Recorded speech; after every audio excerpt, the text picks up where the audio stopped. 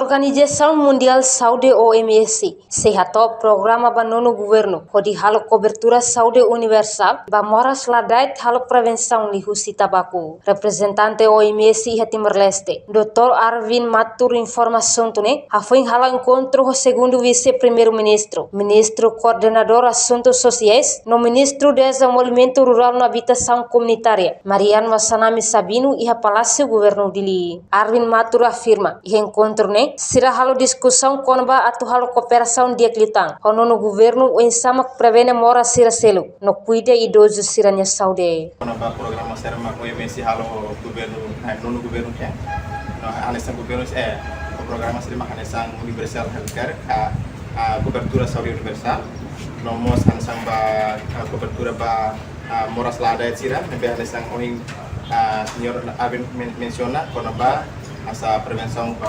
moras lahada sira polusi tabaco no sira biasa moras selesan proteine ihamos encontro Dr. Arvin mas kuliah konaba asang idoso sira bamul sasara sernya muris como sira saúde vamos pensar para tu serviço de aclita ho governo colaboraram de aclita horne bele hal dia tang desa saúde itu. No iha futuro OMS mos sei serviço mútuo com o Ministério Saúde atau elimina moras malaria nomos moras aing potis. Timor elimina moras rubella nomos bawinta si atu elimina moras sarampu nomos OMS mos serviço mútuo com o Ministério Saúde atau elimina moras malaria nomos moras aing potis no futuro.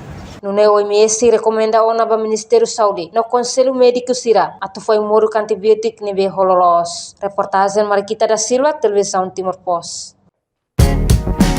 Janela informação ba Emma Hotu. Atau atena informação atual dia kliu kita halua.